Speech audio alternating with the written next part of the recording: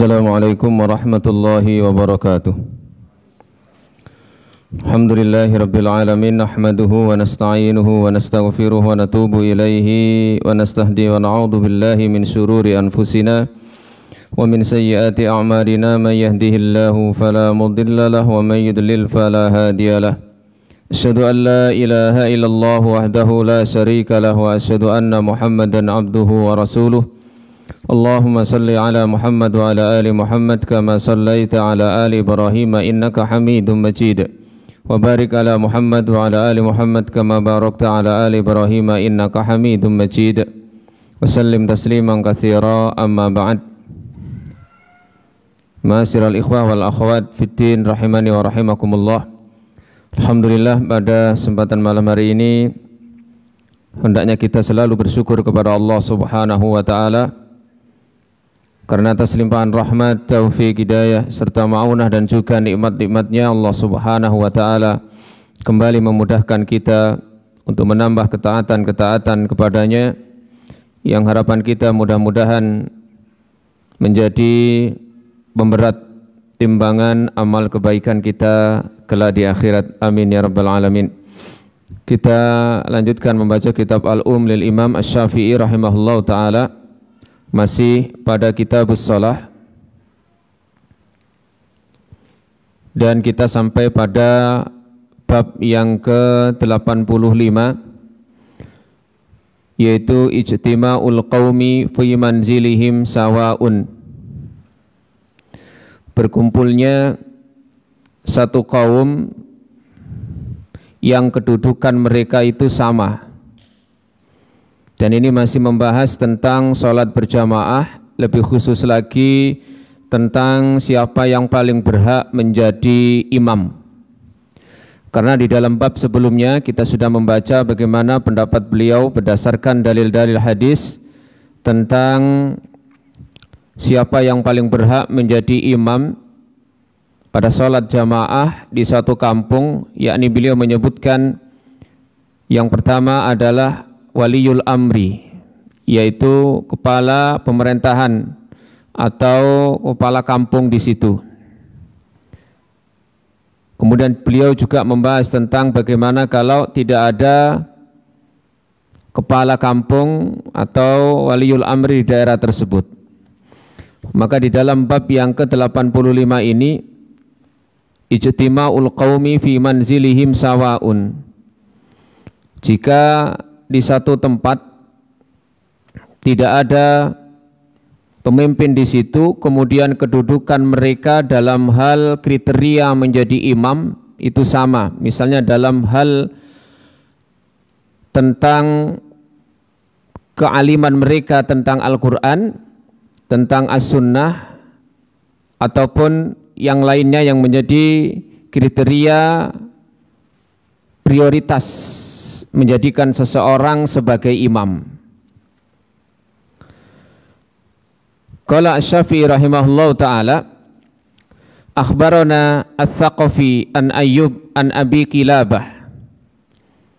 Ats-Tsaqafi mengabarkan kepada kami, kata Imam Asy-Syafi'i rahimahullah, dari Ayyub dari Abu Kilabah, ia berkata, haddatsana Abul Yaman Malik ibnu Al-Huwairis qala, memberitahu kepada kami, menceritakan kepada kami Abul Yaman Malik bin Al-Huwairis.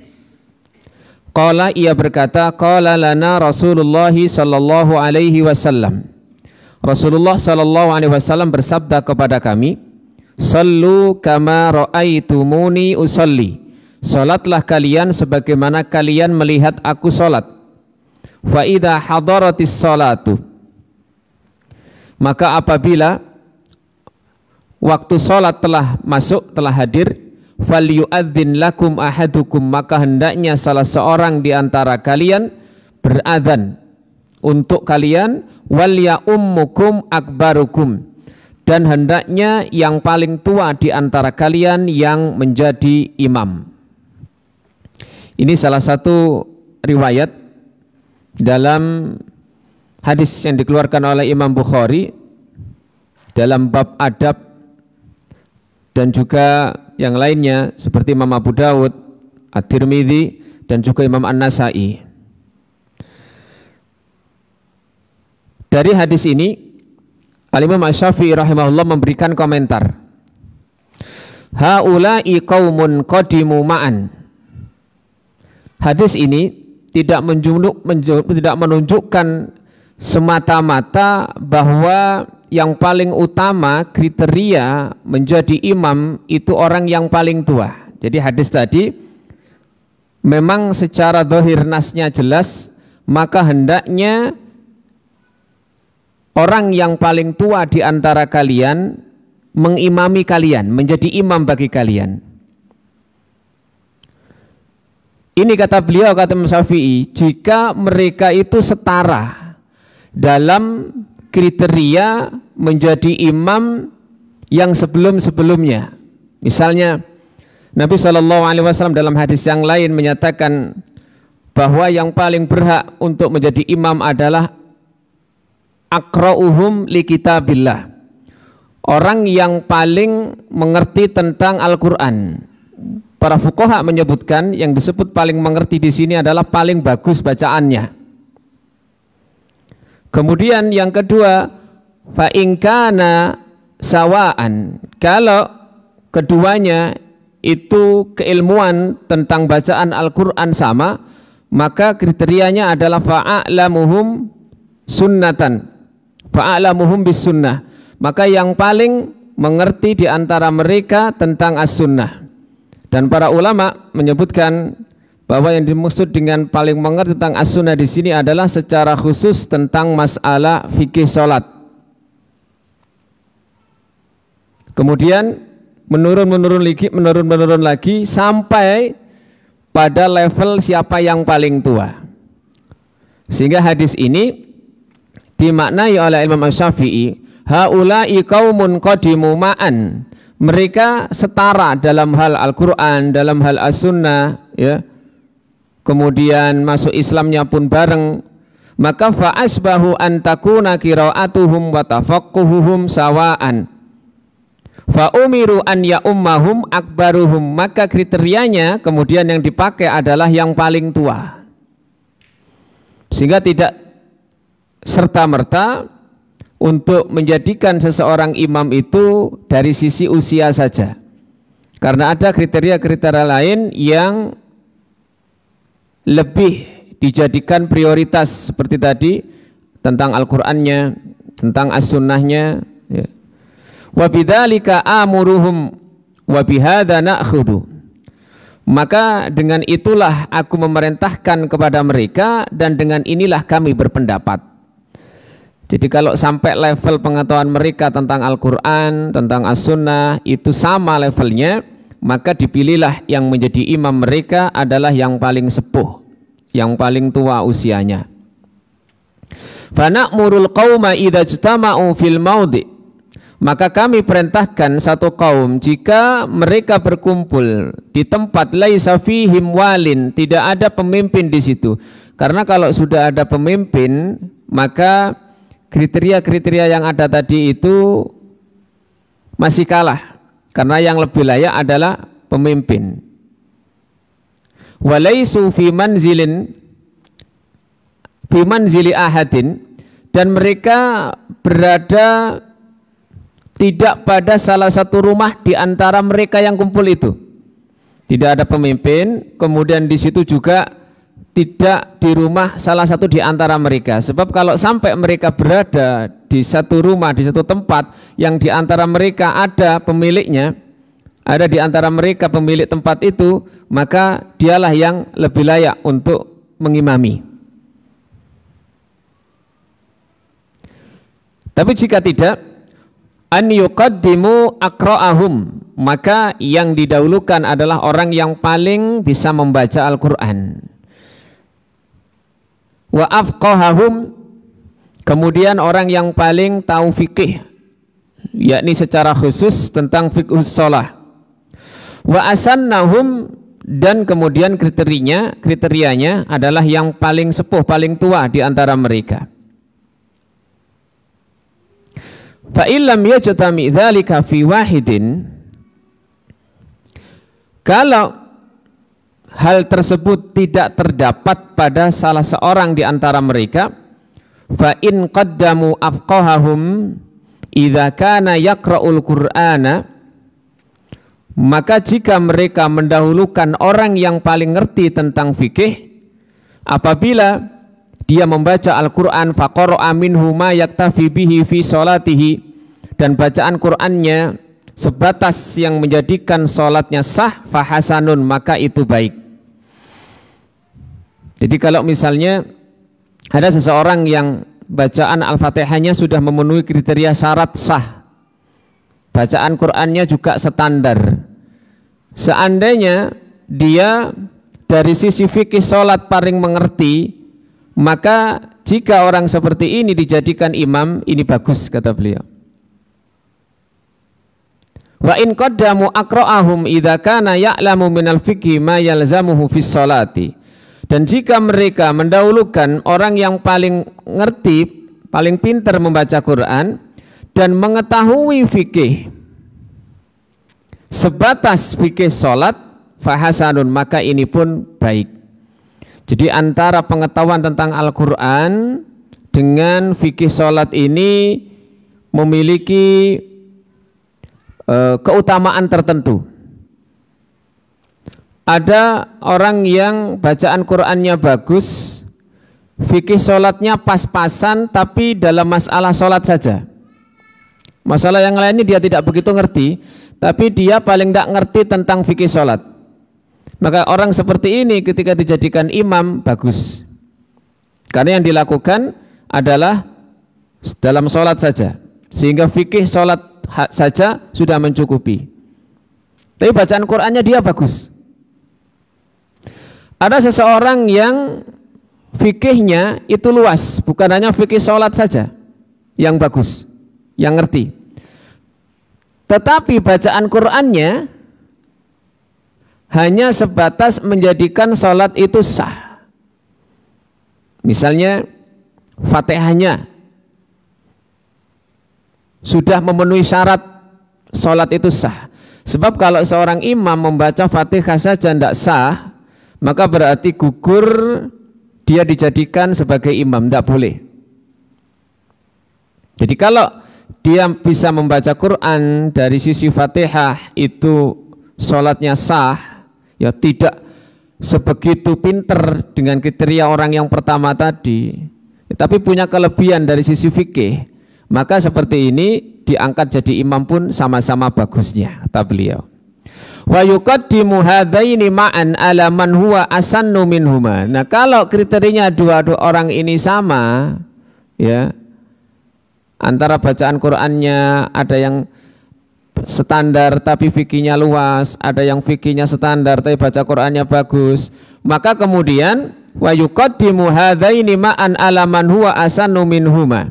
Maka yang seperti ini bisa dipilih salah satunya atau dipilih kriteria yang berikutnya, yaitu yang paling sepuh di antara mereka berdua. Tapi kalau misalnya bacaan Qur'annya, fikih sholatnya, bacaan Qur'annya mumpuni, fikih sholatnya mumpuni, bahkan fikih yang lainnya juga dia tahu, dari sisi usia juga sepuh, maka ini menjadi imam yang ideal.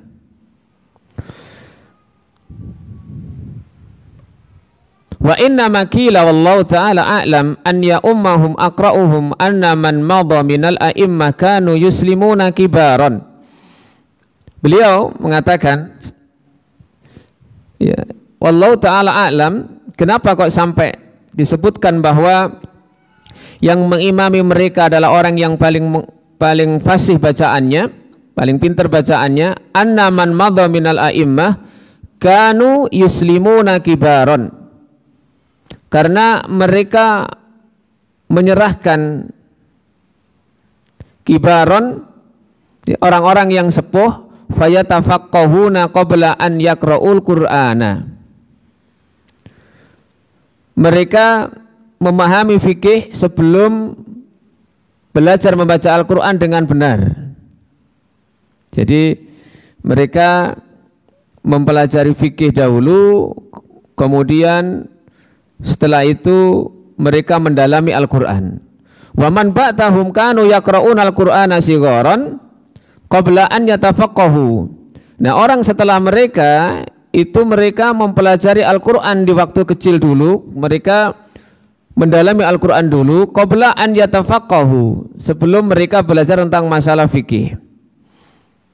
Jadi kalau kata Imam Syafi'i sebelum zaman beliau, prioritas belajar mereka itu ya belajar fikih di belajar Al-Qur'an di waktu dewasa, sementara belajar fikihnya di waktu kecil. Sementara orang-orang setelah mereka itu di waktu kecil mereka belajar Al-Qur'an dan di waktu dewasa mereka baru mempelajari tentang fikih. Fa asbaha an yakuna man kana faqihan idza qara'a minal Qur'ani syai'an aula bil imamah.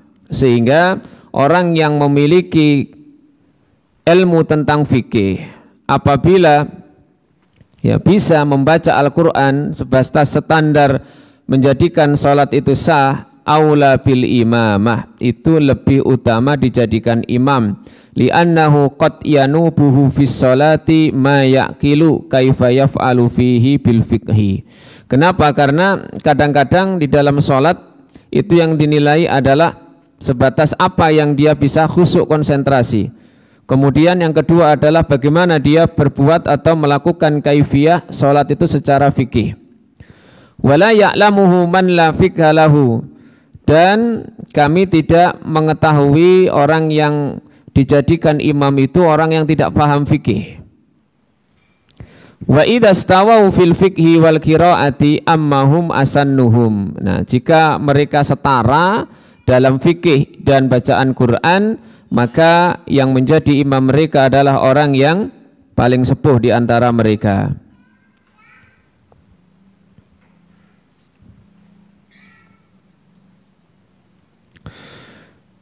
Walau kana fihim dunasabin. Nah, kalau di antara mereka ada seseorang yang memiliki nasab yang lebih baik, lebih mulia, karena faqaddamu ghaira dinasabin, kemudian mereka mendahulukan dibanding yang memiliki nasab di bawahnya, ajza'ahum, itu sah bagi mereka.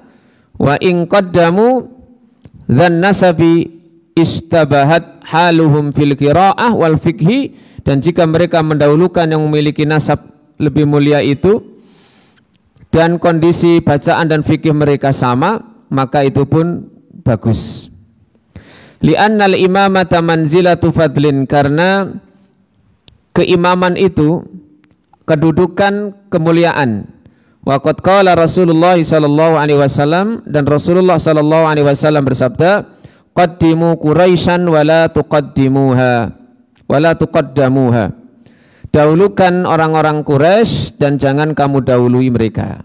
Artinya kalau misalnya ada di antara mereka ya bacaan mereka Al-Qur'an levelnya sama, kemudian fikih mereka levelnya sama, usia mereka levelnya sama, maka ini ada kriteria lain kata beliau, yaitu dari sisi nasab. Kalau ada di antara mereka yang kriterianya sama seperti itu levelnya, maka yang ada nasab Quraisy ini yang didahulukan. Fa uhibbu an yuqaddama man hadara minhum ittiba'an li Rasulillah sallallahu alaihi wasallam, dan aku menyukai didahulukan orang yang hadir di antara mereka, ya seperti tadi ada orang Quraisy tadi didahulukan dalam rangka ittiba'an, mengikuti Rasulullah sallallahu alaihi wasallam, karena tadi Nabi mengatakan qaddimu Quraisyan wala tuqaddamuha, dahulukan orang Quraisy dan jangan kamu dahului mereka. Idza kana fihi lidzalika maudhi'un, ya memang kalau dia memiliki kedudukan tersebut.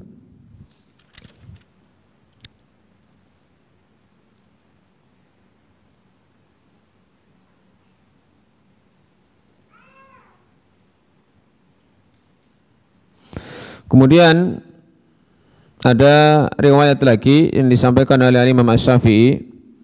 Hanya saja ini para ulama menyebutkan bahwa riwayat ini ada sisi kelemahannya, yaitu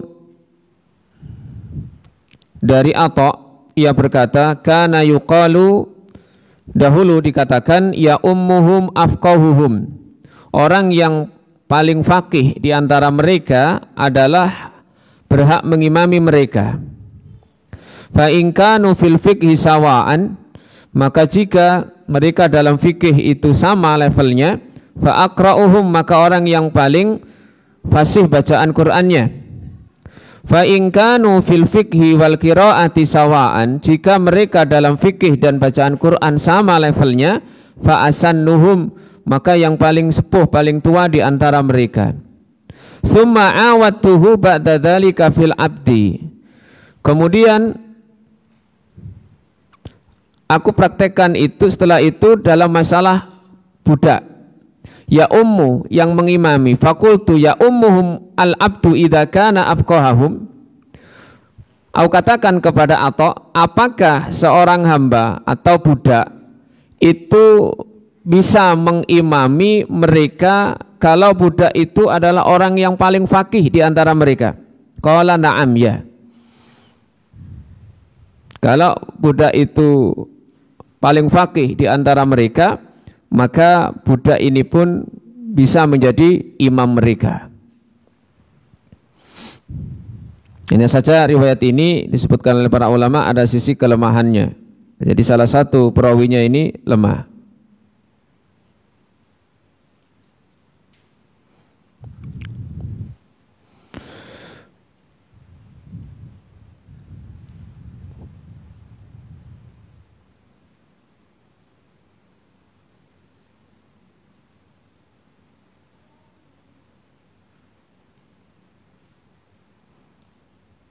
Kemudian juga ada riwayat dari Nafi' dari Ibnu Juraj.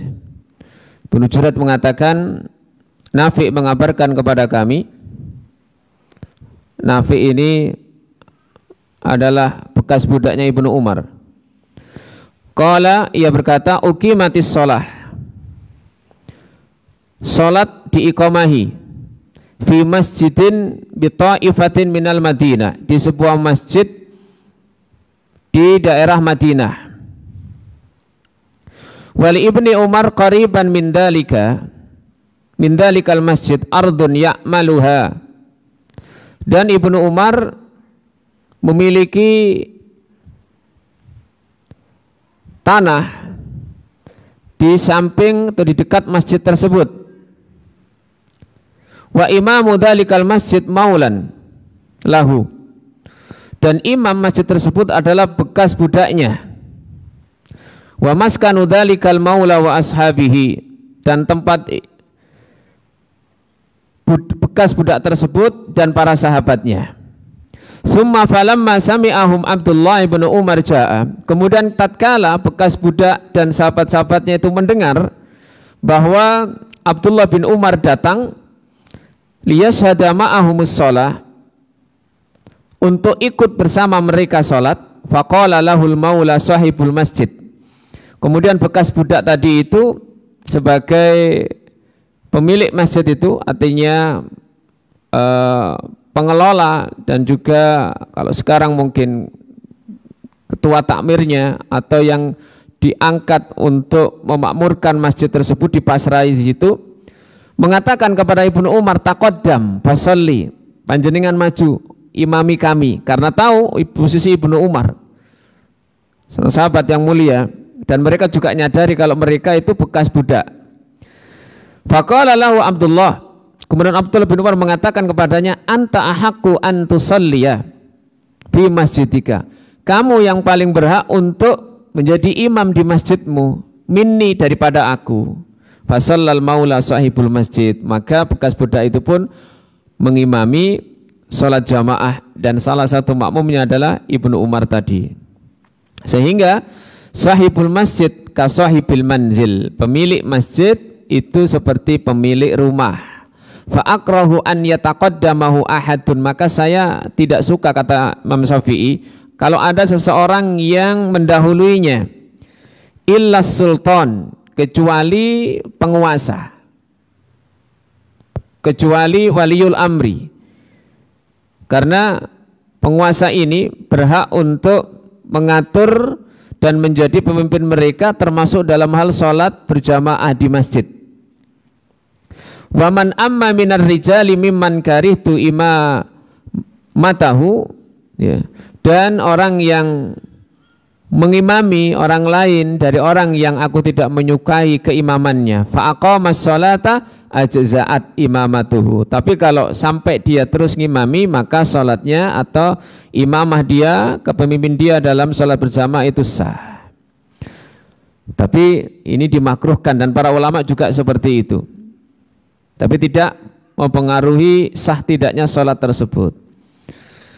Wal ikhtiyaru ma wasaftu min taqdimi ahlil fiqhi wal Qur'an was sinni wan nasab. Wa in amma a'rabiyun muhajiran aw badawiyun qurawiyan fala ba'sa insyaallah. Maka yang dipilih adalah apa yang sudah aku sampaikan, yaitu mendahulukan ahli fikih, Al-Quran, kemudian dari sisi usia, dari sisi nasab. Wa in amma a'rabihun muhajiron, jika ada orang gunung, orang pedalaman, orang desa mengimami orang yang kota, au badawiyun qarawiyan, atau orang badui mengimami orang kota, fala ba'sa insyaallah, maka tidak apa-apa insyaallah. Illa anni, hanya saja aku uhibbu, menyukai, an yataqaddama ahlul fadli fi kulli halin, orang yang memiliki keutamaan untuk didahulukan, dipersilahkan menjadi imam fi kulli halin, di setiap kondisi, fil imamah, dalam hal imamah, kepemimpinan dalam sholat. Jadi misalnya walaupun beliau orang luar, ya, kemudian masjid itu ada yang jadikan imam rotib, tapi ketika imam yang rotib itu mempersilahkan kepada orang tersebut karena memiliki keutamaan, ya, dari sisi keilmuan, maka ini dibenarkan dan ada juga sisi nilai keutamaannya. Walaupun bisa jadi, ya, yang lebih berhak untuk menjadi imam ya memang pemilik masjid itu atau pemilik rumah tersebut. Namun jika memberi kesempatan kepada orang yang lebih memiliki keutamaan, maka itu tidak mengapa dan disukai oleh para ulama. Wa man shalla salatan min balighin muslimin yuqimus salata ajza'athu wa man khalfahu salatuhum. Wa in kana ghaira mahmudil hali fi dinihi ay ghayatan balagha yukhaliful hamda fid din. Wa qad shalla ashabun nabi sallallahu alaihi wasallam khalfa man la yahmaduna fi alahu minas sultani wa ghairihi. Dan orang yang salat dengan salat dari orang yang balik muslim yang menegakkan salat maka sah. Wa man khalfahu salatuhum, dan orang yang di belakangnya salat mereka juga sah.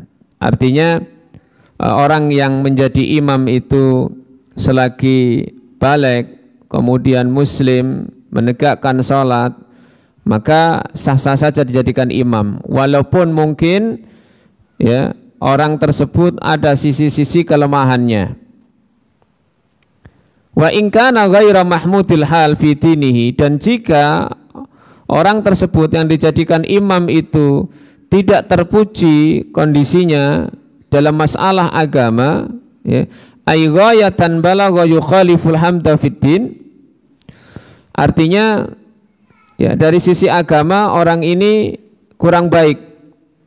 Kadang-kadang dia melakukan kefasikan atau kemaksiatan, tapi dia sudah dijadikan diplot menjadi imam di tempat tersebut, maka ini pun tidak mengapa. Wa qad shalla ashabun nabi, dan sungguh para sahabat Nabi dulu itu telah salat khalfa, di belakang, man la yahmaduna fi alahu, yang mana para sahabat itu tidak memuji perilaku mereka, perilaku dia, minas sultan, misalnya berupa penguasa, ya, wa ghairi, dan yang lainnya. Karena penguasa tadi itu memang sudah jadi imam di situ, ya, atau orang yang dijadikan imam itu diplot di situ, maka kalaupun yang makmum ini tidak memuji beberapa perilakunya, maka ini tetap sah dijadikan imam.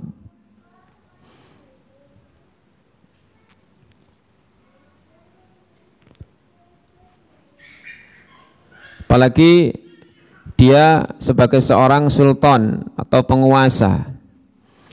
Imam Malik itu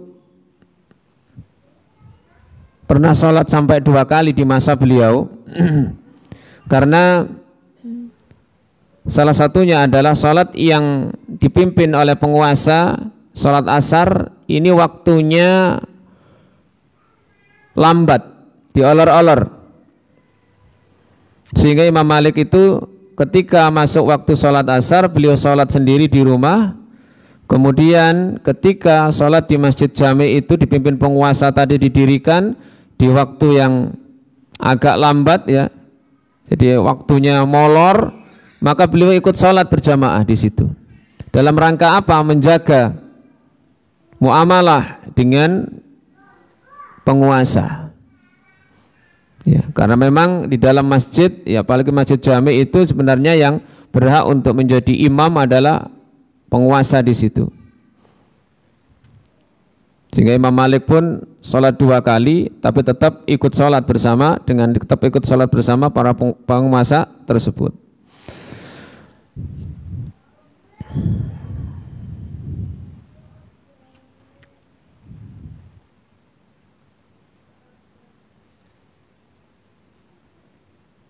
Bahkan Abdullah bin Umar itu beliau disebutkan di sini i'tazala biminan. Beliau itu i'tizal. I'tizal itu mengasingkan diri di Mina. Dalam peristiwa pembunuhan Ibnu Zubair dan Al-Hajjaj Ibnu Yusuf As-Saqafi ini juga ada di Mina. Abdullah bin Umar sholat bersama Al-Hajjaj. Ini salah satu pemimpin yang ya, tidak disukai para ulama karena kedolimannya. Tapi Ibnu Umar sholat di belakangnya. Ibnu Umar sholat di belakangnya.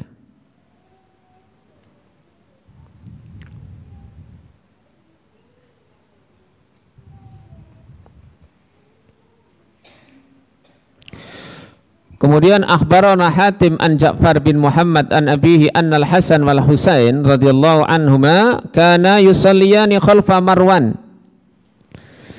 Al Hasan dan Al Husain ini salat di belakang Marwan. Marwan ini ya pengganti dari salah satu gubernur, pengganti dari yang dibentuk oleh Muawiyah. Dan ini perilakunya juga tidak disukai karena kezalimannya, sifat kerasnya terhadap masyarakat. Tapi Hasan dan Husain tetap sholat berada di belakang mereka. Dikatakan amma kana yusalliyani idza raja'a ila manazilihima. Apakah mereka berdua itu ngulangi sholatnya setelah sholat bersama Marwan? La wallahi, tidak. Demi Allah, maka yazidani ala salatil a'immah. Mereka berdua tidak menambah salat setelah mereka salat di belakang para penguasa. Walaupun ada perilaku mereka yang tidak disukai. Karena mereka lah yang berhak untuk menjadi pemimpin. Ya.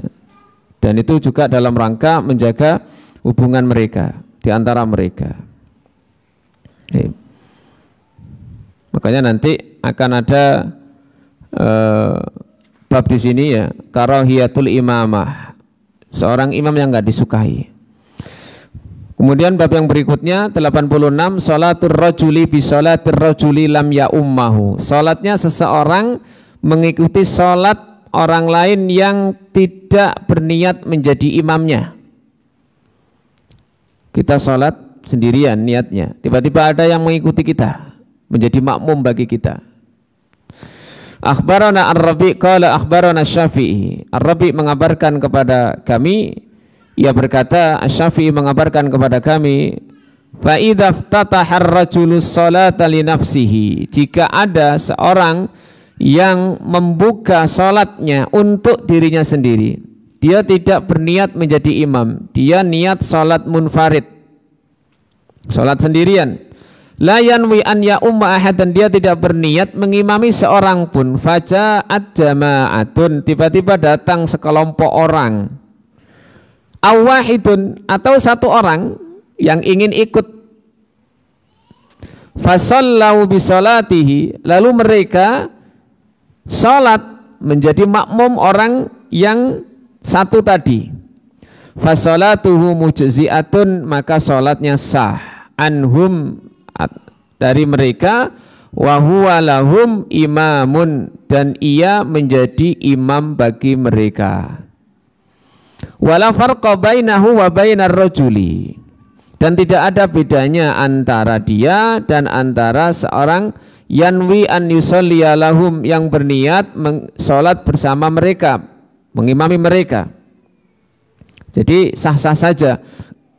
Kalau misalnya ada di antara kita seorang yang sholat niatnya munfarid sendirian, tidak mengimami seorang pun, tiba-tiba datang sekelompok orang kemudian menjadi makmum kita, atau mungkin satu orang, maka yang seperti ini sah sholatnya. Sehingga sejak ada makmum, maka posisi dia yang sholat munfarid tadi itu otomatis menjadi jamaah, dan dia menjadi imam bagi orang di belakangnya. Apakah perlu mengubah niat? Ya, kalau masalah mengubah niat itu, para ulama mengatakan bahwa niat itu tempatnya di hati, sehingga otomatis kalau dia tahu ada yang menjadi makmum, maka dia dengan sendirinya akan memposisikan dirinya sebagai imam. Jadi tidak harus misalnya harus dilafadzkan yang asalnya munfarid menjadi jamaah, dia jadi imam, enggak. Secara otomatis. Walau lam yajuz hadza li rajulin lam yajuz an yanwiya imamata rajulin. Sebab kalau dikatakan ini tidak sah, tentu tidak sah juga keimaman seseorang yang berniat mengimami orang lain. Au nafarin qalilin bi ayanihim la yanwi imamata ghairihim, atau seseorang yang tidak berniat menjadi imam bagi banyak orang, ya kemudian diimami oleh banyak orang. Ya. Nah, artinya ya kesimpulan beliau sah-sah saja seseorang yang berniat sendiri kemudian diikuti oleh beberapa orang sehingga menjadi jamaah. Fayusalluna ma'ahum walakinna kulla hadza jaizun insyaallah taala. Maka ini sesuatu yang dibolehkan. Yang menjadi bukan permasalahan ya, kadang ada kasus adalah ketika seseorang salat ba'diyah sunnah, kemudian ada yang menyangka dia salat wajib, kemudian ada yang mengikuti dia sendiri salat sunnah, kemudian yang mengikuti salat wajib. Bolehkah seperti ini? Sahkah? Maka sah salatnya orang seperti ini, yang mana imam itu berniat salat sunnah, kemudian makmumnya punya niat salat wajib. Sehingga kalau misalnya itu 2 rakaat, maka yang berniat salat wajib di belakangnya menambah, karena memang ketidaktahuannya. Seandainya pun tahu, maka tidak apa-apa, karena dibolehkan seseorang yang salat sunnah mengimami orang yang salat wajib. Sebagaimana Anas itu ketika selesai sholat bersama Nabi SAW minta izin kembali ke kaumnya, ke kampungnya untuk menjadi imam. Padahal Anas sudah sholat wajib bersama Nabi. Maka sholat dari sholat Anas di kampungnya itu sholat sunnah yang menjadi imam, dan mereka sholat wajib.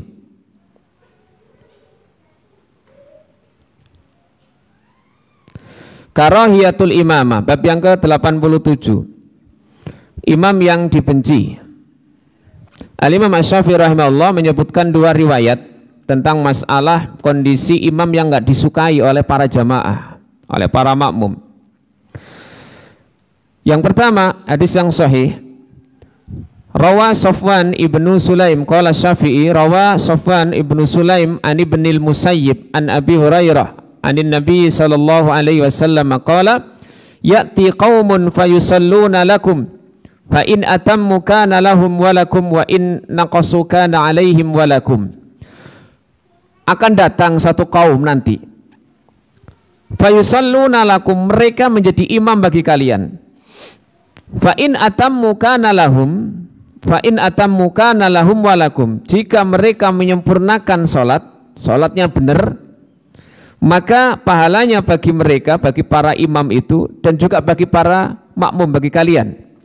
Wa inna qasu, dan mereka jika mengurangi kesempurnaan salat itu, ya, imam tersebut mengurangi kesempurnaan salat tersebut, kana alaihim, maka kesalahan itu ditimpakan kepada mereka dan pahalanya bagi kalian, wahai para makmum.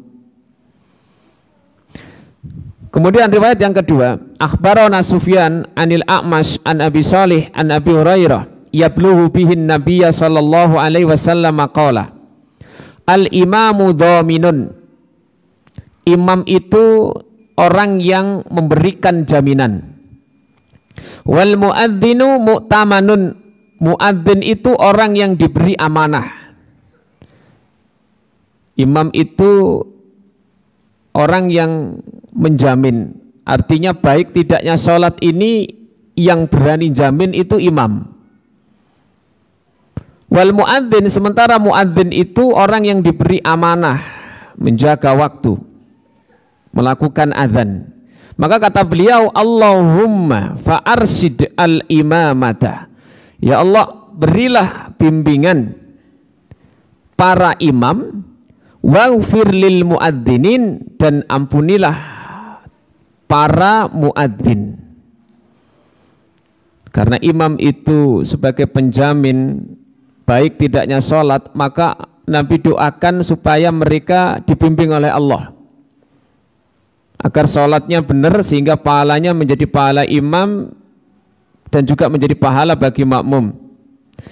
Sementara karena muadzin itu orang yang diberi amanah, kalau sampai mereka teledor, maka didoakan oleh Nabi, waghfir, ampunilah para muadzin. Baik, kita dengarkan azan terlebih dahulu sebelum kita sampaikan penjelasan Imam Syafi'i tentang masalah ini.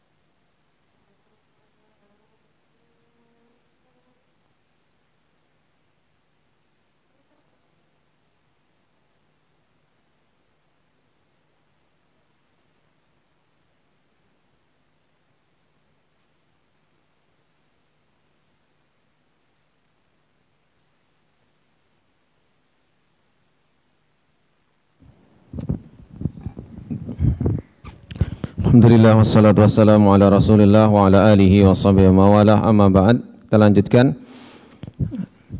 bab yang ke-87. Mohon maaf tadi saya salah mengartikan babnya ya. Di sini babnya karahiyatul imamah. Ini maknanya adalah makruhnya menjadi imam. Jadi menjadi imam itu hal yang oleh Imam Syafi'i dikatakan makruh. Kenapa? Karena tanggung jawabnya besar.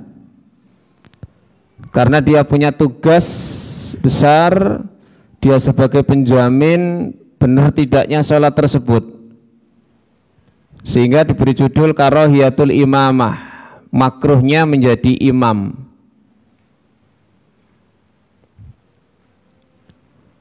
Fayusbihu qawlu Rasulillah sallallahu alaihi wasallam wallahu ta'ala a'lam.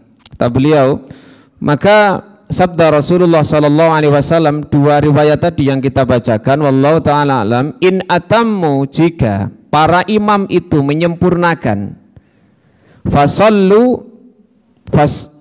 fasallau, lalu mereka salat fi awalil waktu, di awal waktu. Bukan imam yang mengolor-ngolor waktu sholat seperti tadi kisah Imam Malik. Waja'u bikamalis sholat, dan mereka melakukan sholat dengan baik, dengan sempurna. Misalnya fi italatil qiraah, dalam panjangnya bacaan Al-Quran, wal khusyu', dan kekhusyuan, wat tasbih, membaca tasbih fir ruku' was sujud, baik dalam ruku' maupun sujud, wa ikmalit tasyahud, menyempurnakan tasyahud, wa dzikri fiha, dan bacaan di dalam tasyahud, li'anna hadhihi ghayatut tamam, maka ini adalah puncak kesempurnaan. Jadi kalau para imam itu bagus sholatnya di awal waktu, kemudian bacaan-bacaan kekhusyuan, ya, dia tumaknina dalam bacaan dan doa-doa di dalamnya, maka ini adalah ghayatut tamam, jadi puncak kesempurnaan. Wa in ajza'a aqallu minhum falahum walakum, maka jika mereka melaksanakan yang lebih kurang darinya, artinya masih standar, tidak sampai tingkatan ghayatut tamam tadi, kesempurnaan, puncak kesempurnaan, tapi dia sudah menyempurnakan sholatnya, tidak yang paling sempurna, tidak paling ideal tadi, maka pahalanya lahum walakum, bagi para imam itu dan bagi kalian sebagai makmum. Wala, dan jika tidak, dia tidak sholat di awal waktu, dia olor waktunya sampai mungkin habis waktu sholat itu atau bahkan mendekati habisnya, kemudian kekhusyuannya tidak ada, bacaan-bacaannya tidak tumakninah di dalam sholat tersebut, maka fa'alaihim, itu ditanggung dosanya oleh mereka para imam, ya.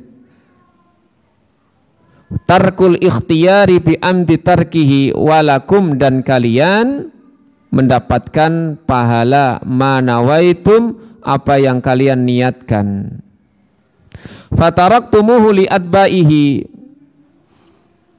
maka kalian meninggalkan itu karena mengikutinya. Niatnya makmum itu sholat yang benar, sholat dengan tumakninah, tapi karena imamnya seperti itu, ya, maka dosanya ditanggung imam, makmumnya tetap mendapatkan pahala. Wa in kana ghairuhu afdala minhu fa alaihim at-taqsiru fi ta'khiris shalah an awalil waqti wal ityan bi aqalla ma yakfihim min qira'atin wa ruku'in wa sujudin tuna akmali ma yakunu minha, wa inna ma alaikum ittiba'uhum fima ajza'a ankum wa alaihim at-taqsiru min ghayatil itmam wal kamal. Maka kalau sampai terjadi hal-hal seperti tadi, tidak menyempurnakan rukuk sujudnya, maka dosanya ditanggung imam dan makmum tetap mendapatkan pahala. Wa yuhtamalu dumana'u lima ghafu alaihi minal muhaqana minal mukhafatati bil qiraati wa dzikri.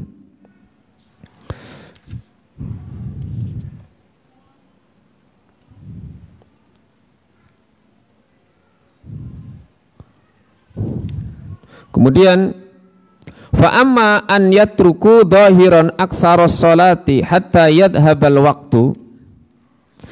Tapi kalau sampai mereka menjadi imam itu kemudian mengakhirkan sholat sehingga waktunya sudah habis, aw lam ya'tu fis sholati bima takunu minhu shalah, atau dia melakukan sholat yang sampai tidak menjadikan sahnya sholat, fala yahillu li ahadin ittiba'uhum wala tarkus sholati hatta yamdiya waktuha, maka tidak halal bagi seorang pun mengikuti mereka, wala tarkus sholati hatta yamdiya waktuha, dan tidak meninggalkan sholat sehingga berlalu waktunya, wala sholatuha bima la yusi'u fiha, dan tidak menyolatinya dengan apa yang tidak sah di dalamnya.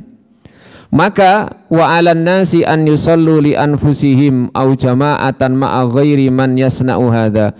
Kalau sudah seperti itu, maka kaum muslimin mereka sholat sendiri ya di antara mereka,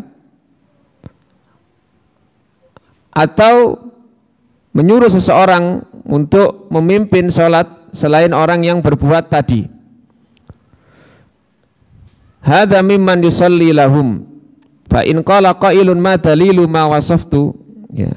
Jadi kalau imamnya itu sampai mengimami sholat dan waktunya habis, ya, dan dia baru melakukan sholat tersebut atau melakukan hal yang menjadikan sholat itu tidak sah, maka sholat mereka itu sholat sendiri-sendiri, tidak mengikuti sholat mereka, ya, atau berjamaah dengan orang, dengan imam selain imam model seperti itu. Kalau ada yang bertanya apa dalilnya kok disuruh sholat sendiri atau berjamaah dengan imam selain imam tersebut, maka kata beliau, Allah Ta'ala berfirman di dalam surat An-Nisa ayat 59, ati'ullaha wa ati'ur rasula wa ulil amri minkum fa in tanaza'tum fi syai'in faruddu ilallahi war rasul ya ayyuhalladzina amanu ati'ullaha wa ati'ur rasul wa ulil amri minkum. Wahai orang-orang yang beriman, taatlah kalian kepada Allah dan taatlah kepada Rasul dan ulil amri di antara kalian. Dan jika kalian berselisih dalam sesuatu, maka kembalikanlah kepada Allah dan Rasulnya.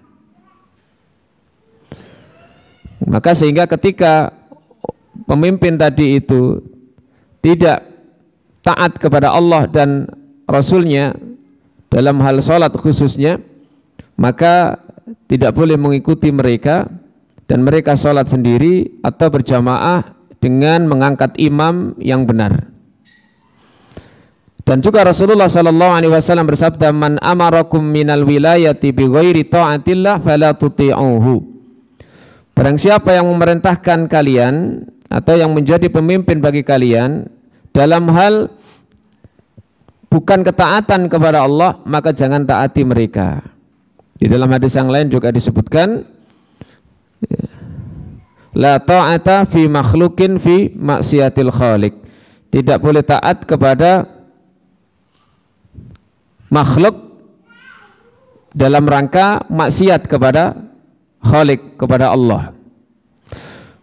Fa idza akharu sholata, maka kalau sampai terjadi mereka mengakhirkan sholat hatta yakhruja waktuha, sehingga sampai habis waktunya, aw lam ya'tu fiha, atau mereka tidak melakukan di dalam sholat itu bima takunu bihi mujzi'atan, sebatas yang sah saja, anil musalli, dari orang yang sholat, fahadha min adhimi ma'asillahi alladhi amarallahu, maka ini adalah termasuk di antara maksiat-maksiat kepada Allah yang besar, yang Allah perintahkan untuk dikembalikan kepada Allah dan Rasulnya, dan Rasulullah SAW memerintahkan supaya pemimpin itu, imam itu tidak ditaati di dalamnya.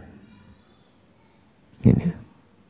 Jadi kalau sampai terjadi seperti itu, ya, dan ini sama dengan pendapat para mayoritas ulama yang lainnya, seperti di fuqahaul Hanabila, para ulama mazhab Hambali itu, kalau misalnya sampai ada imam yang sholatnya standar sahnya itu tidak terpenuhi, misalnya bacaan Fatihahnya merubah makna ayat, makna surat Al-Fatihah itu, maka tidak boleh bagi orang yang bisa membaca Fatihah dengan benar bermakmum pada orang tersebut. Kalau sampai dia terlanjur makmum, dia harus mengulangi sholatnya. Kemudian yang terakhir, beliau kalau diberi pilihan, diberi dua tugas, mau jadi imam apa muadzin, ya beliau lebih memilih jadi muadzin.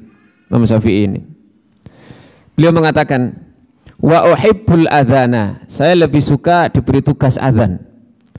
Liqaulin Nabi sallallahu alaihi wasallam, berdasarkan sabda Nabi sallallahu alaihi wasallam tadi, ighfir lil muadzinin, ampunilah para muadzin. Ampunilah para muadzin.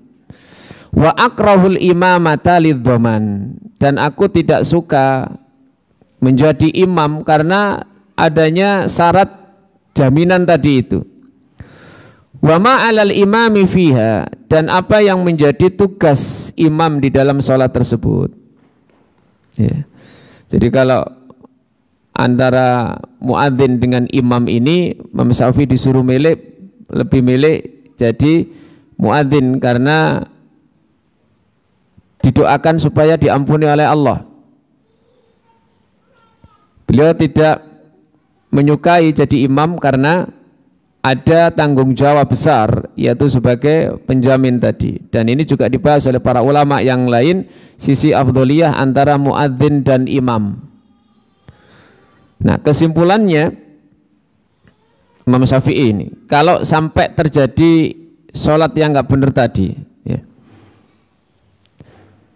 Kemudian wa ma 'alal imami fiha wa idza amma rajulun in baghalahu an yattaqiyallah. Tapi kalau seseorang sudah dipilih menjadi imam, maka hendaknya dia takut kepada Allah, wa yu'addiya ma 'alaihi, dan melaksanakan apa yang menjadi kewajiban dia fil imamah, dalam keimaman tersebut. Fa idza fa'ala, kalau dia berusaha untuk melaksanakan sholat bersama dengan jamaah dengan sebaik-baiknya, rukun sholatnya, wajibnya dia laksanakan dengan semaksimal mungkin, rajautu, maka aku berharap, kata beliau, kata Imam Syafi'i, an yakuna khairan, maka dia akan menjadi lebih baik, halan, kondisinya, min ghairihi, dari yang lainnya, termasuk dari muadzin. Jadi kalau standar tadi sholatnya biasa-biasa saja atau bahkan mungkin ada hal-hal yang kurang, maka muadzin itu posisinya menjadi lebih baik. Tapi kalau imam itu melaksanakan tugas dan tanggung jawabnya dengan sebaik-baiknya dan sholat itu baik, maka dia afdal, lebih utama kondisinya dibandingkan dengan muadzin. Wallahu a'lam bissawab. Ya, kemudian yang terakhir ini, ma'alal imam, ini sedikit pembahasan beliau, apa yang menjadi kewajiban bagi imam. Qala Syafi'i rahimahullah ta'ala, wa ruwiya min wajhin an Abi Umamah qala sami'tu Rasulullah sallallahu alaihi wasallam yaqul, ini di antara tugas, ya, di antara kewajiban imam, la yusalli al imamu biqaumin fayakhussu nafsahu bida'watin dunahum. Janganlah imam itu menyolati satu kaum kemudian mengkhususkan doa hanya untuk dirinya, bukan untuk mereka. Jadi seorang imam tidak boleh mengkhususkan doa bagi dirinya sendiri, ya, tanpa menyertakan doa bagi para jamaahnya. Wa yurwa an Atha ibni Abi Rabah misluhu wa kadzalika uhibbu lil imam, demikian itulah aku menyukai bagi imam, fa illam yaf'al wa adda salata fil waqti ajza'ahu. Jika dia tidak melaksanakannya tapi dia menunaikan salat di waktu yang seharusnya, ajza'ahu wa ajza'ahum, maka sudah cukup, mencukupi, sah bagi imam dan bagi para makmum. Wa alaihi naqsun fin an khassa nafsahu dunahum, dan kekurangannya adalah ketika dia mengkhususkan untuk dirinya doa, satu doa, bukan untuk yang lainnya juga. Au yada'a al-muhafadzata 'ala sholati fi awalil waqti bi kamalir ruku'i was sujud. Atau dia meninggalkan untuk menjaga sholat di awal waktu dengan menyempurnakan rukuk dan sujud. Ya.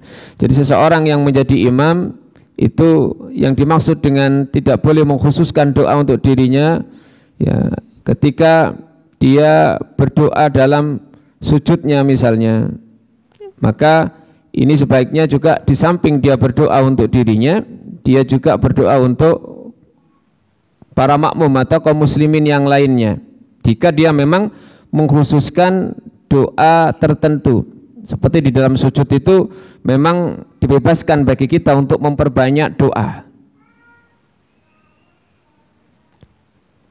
Dan doa itu bisa untuk dirinya dan juga untuk yang lainnya jika dia menjadi imam bagi para jamaah. Namun jika dia sholat sendiri, maka dia boleh saja mengkhususkan doa itu untuk dirinya sendiri.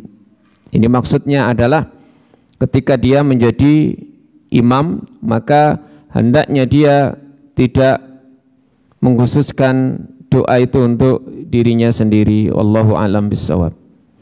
Baik, demikian dapat kami sampaikan, mudah-mudahan menjadi ilmu yang bermanfaat dan Allah membimbing kita dengan memberikan taufik dan hidayah kepada kita untuk bisa melaksanakan sholat yang menjadi amalan terbaik bagi kita kelak di akhirat, sehingga menjadi sholat yang diterima oleh Allah di sisinya. Amin ya rabbal alamin. Subhanakallahumma wa bihamdika asyhadu an la ilaha illa anta astaghfiruka wa atubu ilaik. Wa akhiru da'wana anil hamdulillahi rabbil alamin. Assalamualaikum warahmatullahi wabarakatuh.